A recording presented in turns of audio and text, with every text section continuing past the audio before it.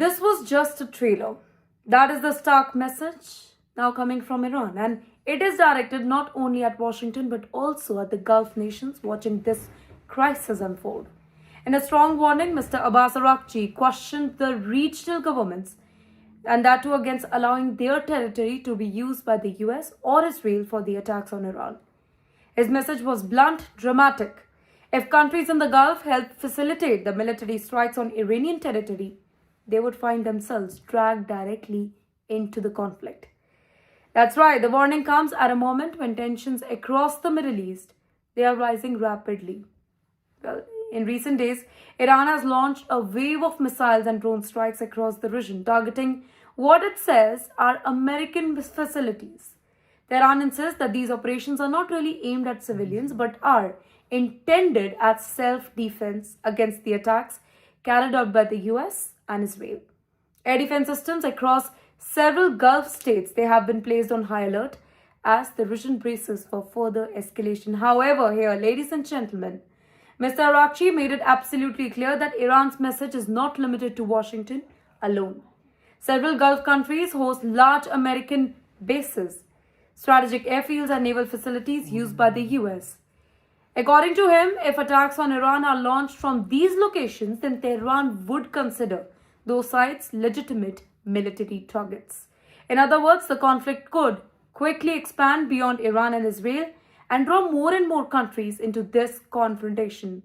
In the meantime, analysts say that the statement is meant to send a very strong deterrent message to both regional governments and the Western military planets. And yes, at the very same time, Iran's leadership is also signaling that it does not necessarily want a full-scale regional war. Araghchi indicated that Tehran remains open to de-escalation, suggesting that if military strikes against Iran stop, the country would actually consider. Now, this dual message, warning of massive escalation while also leaving the door open for diplomacy, reflects the delicate and dangerous balance currently shaping the crisis.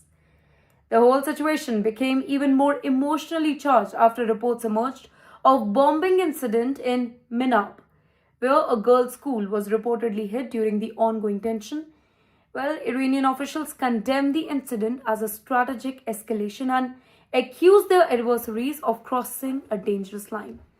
Images and reports from the area have circulated widely, further fueling the anger inside Iran and adding pressure to the government to respond. In the end, as the crisis unfolds, leaders across the Gulf, they now face an extremely difficult challenge.